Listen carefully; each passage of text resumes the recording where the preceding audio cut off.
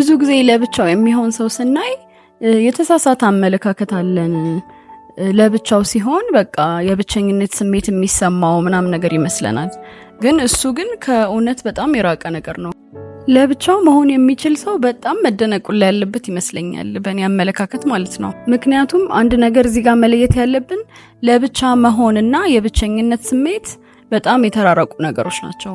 ለብቻ መሆን በጣም ጠቃሚ ነገር ሲሆን የብቸኝነት ስሜት ደግሞ የሆነ ያልዳነ የስሜት ቁስል ውስጣችን እንዳለ የሚያሳይ ምልክት ነው።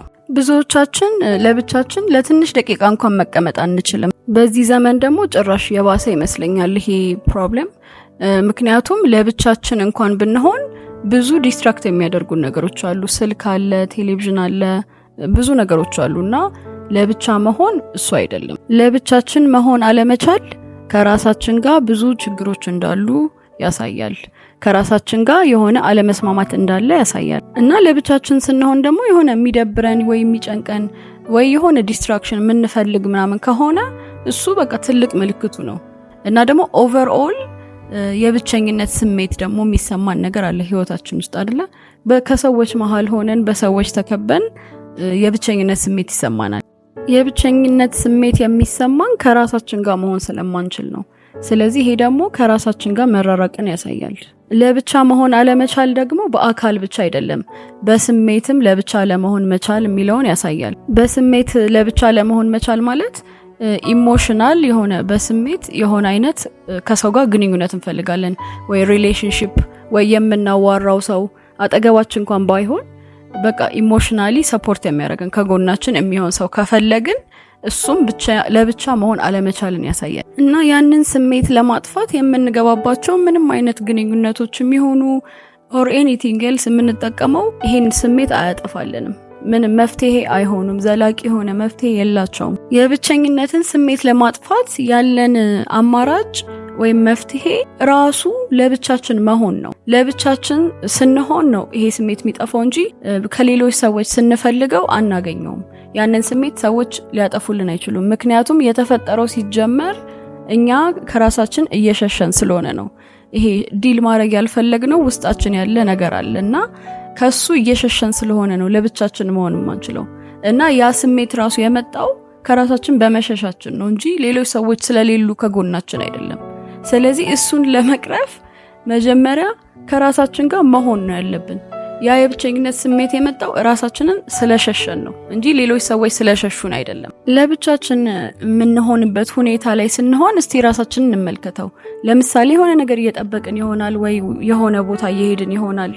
የዛን ሰዓት ላይ ለብቻችን የምንሆንበት አጋጣሚ ላይ ወዴት ነው የምናተኩረው? ቶሎ ብለን ወደ ስልካችን ምናምን የምንዞር ከሆነ ከራሳችን ጋር መሆን አንችልም ማለት ነው። እና እኔ በጣም ፕራክቲስ የማደርገው የነበረው ነገር አሁንም የምኖርበት ነገር ነው። አክቹሊ የሆነ መንገድ ላይ እየሄድኩኝ የሆነ ቦታ እየሄድኩኝ ምናምን ነገር ከሆነ ስልክ ምናምን አልነካካም፣ በቃ ቁጭ እላለሁ። ሰው እየጠበቅኩም ከሆነ ወይ ከሰዎች ጋር ሆኜ ምናምን ሁሉም ስልኩን እየነካካ ከሆነ እኔ ዝም ብዬ ነው የምቀመጠውና እንደውም ትንሽ ግራ ላጋባቸው እችላለሁ አንዳንዴ፣ ምክንያቱም በጣም አልተለመደም። ድሮ ግን በጣም ኖርማል ነገር ነበር እና እሱን እንደዛ ማድረግ አሁን ብንሞክር በጣም አሪፍ ይመስለኛል። ቶሎ ብለን ወደ ስልካችን ከምንዞር ዝም ብለን ቁጭ እንበል። መጀመሪያ አካባቢ እስክትለምዱት ድረስ ትንሽ የሆነ ያለመመቸት ነገርና የተለያዩ ስሜቶች ሲሰሟችሁ የሆነ በቃ ደስ የማይል ስሜት ሲሰማችሁ ልታዩት ትችላላችሁ። ከዛ ግን ይለመዳል። እንደውም ደስ የሚል ነገር ነው። ይሄ አሁን የነገርኳችሁ በጣም ቀላል የሆነ መንገድ ነው፣ ከራስ ጋር መቀመጥን ከራስ ጋር መሆንን ፕራክቲስ ለማድረግ የሚጠቅም ማለት ነው። እና ይሄንን ስሜት ካልቀረፍ ነው ህይወታችን ላይ ብዙ ችግሮች ያመጣል። በዚህ የብቸኝነት ስሜት ተገፋፍተን በተለይ የምንገባባቸው ግንኙነቶች የፍቅርም ይሁን ኤኒ አይነት እነሱ ሪሌሽንሺፖች ትክክለኛ ሪሌሽንሺፖች አይደሉም። ሌላ ደግሞ ፍቅር መስሎን የምናስበው ነገር አንዳንዴ ይሄ የሰው የመፈለግ የብቸኝነት ስሜትን ለማጥፋት የሚደረግ ነገር ነውና የማይሆን ነገር ውስጥ ነው የሚከተን ካላጠፋ ነው ማለት ነው። ምክንያቱም እስቲ ያስቡት፣ አሁን እኛ የብቸኝነት ስሜት እየተሰማን ያለው ከራሳችን ከሆነ የኛ አካል ሸሽተን ስለምንኖር ነው አይደለ? እና እኛ የሸሸነው ማንነት ሌላ ሰው ተቀብሎ ሙሉ ለሙሉ ሊወደን አይችልም። ስለዚህ ከዛ ሰው ጋር ስንሆን ራሱ እኛ ራሳችን አብረን የምንሆነው ሰው እኛን ሙሉ ለሙሉ ሊወደን የሚችል ሰው እንዳልሆነ ማወቅ አለብን። ሙሉ ለሙሉ እንኳን ሊወደን ቢያስብ ያ ሰው ሊወደን አይችልም። ምክንያቱም እኛ ራሳችን የሆነ ፓርታችንን አናቀውም። ስለዚህ የማናቀውን ማንነት ልናሳየው አንችልም። የማያየውን ማንነት ደግሞ ሊወድ አይችልም።